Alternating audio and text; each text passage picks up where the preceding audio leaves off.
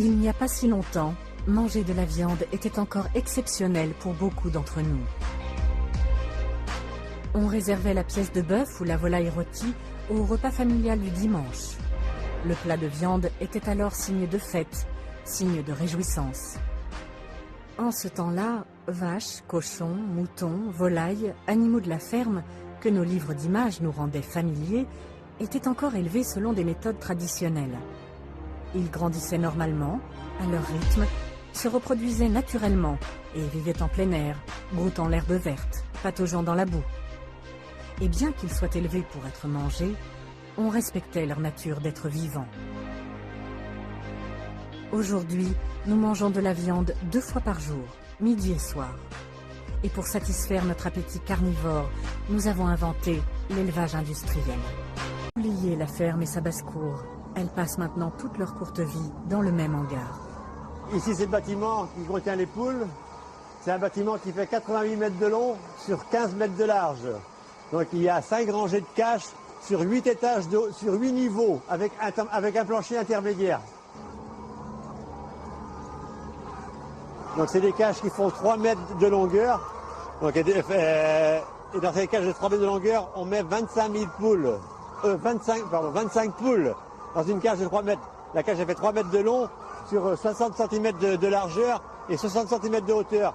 La cage, ces poules ne sortent jamais, non, elles ne voient jamais la lumière naturelle.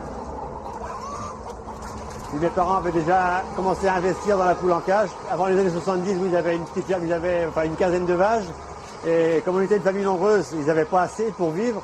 Donc là, ils se sont renseignés aussi à droite et à gauche et on leur a conseillé de faire un bâtiment de poules pondeuses, ce qui ne se faisait pas encore beaucoup à l'époque. C'était pratiquement les premiers qui se faisaient dans la région. Et là, ils ont bien gagné leur vie avec ce type de cage. Et on a continué à évoluer et c'est comme ça qu'on est arrivé aujourd'hui à avoir 50 000 poules et demain on sera à 127 000 poules. La libération à laquelle nous sommes confrontés est le fruit de choix politiques mis en œuvre il y a plus de 40 ans. En 1966, sous l'impulsion d'Edgar Pisani, alors ministre de l'Agriculture, est votée une nouvelle loi. Conçue pour répondre aux besoins alimentaires de la population, elle ouvre la voie à l'élevage industriel et fait de la Bretagne un acteur clé de cette révolution. La Bretagne a aussi des facteurs très positifs. Son climat, l'essentiel de son sol, ses communications maritimes. La première conclusion qui résulte de notre entretien, c'est que la Bretagne doit se considérer comme un immense atelier de production de viande et de lait.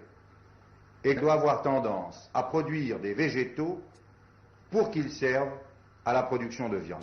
Pendant ce temps, à l'INRA, l'Institut national pour la recherche agronomique, les chercheurs sont investis d'une mission: fournir à l'agriculture française les moyens de se transformer. Ils se mettent en quête de solutions scientifiques pour que les animaux produisent plus de viande, plus de lait, plus d'œufs.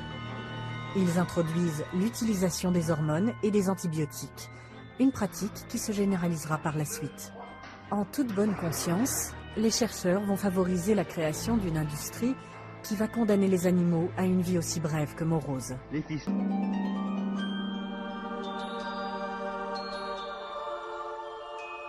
Les agriculteurs bretons ont entendu le message des politiques.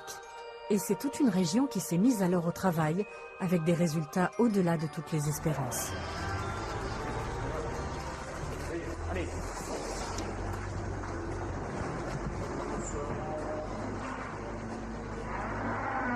Mon père a fait des choses, son père Patrick a fait des choses. Tout ce que je peux vous dire, c'est qu'ils sont partis de rien pour arriver à ce que l'on a, nous, entre nos mains. Ils nous ont sortis de la misère. Donc la Bretagne, c'est ces gens-là qui nous ont sortis de la misère. Mais non, si c'est pas ça une réussite, je sais pas ce que l'on veut. C'est ainsi que la Bretagne est devenue l'usine à viande et à lait de la France.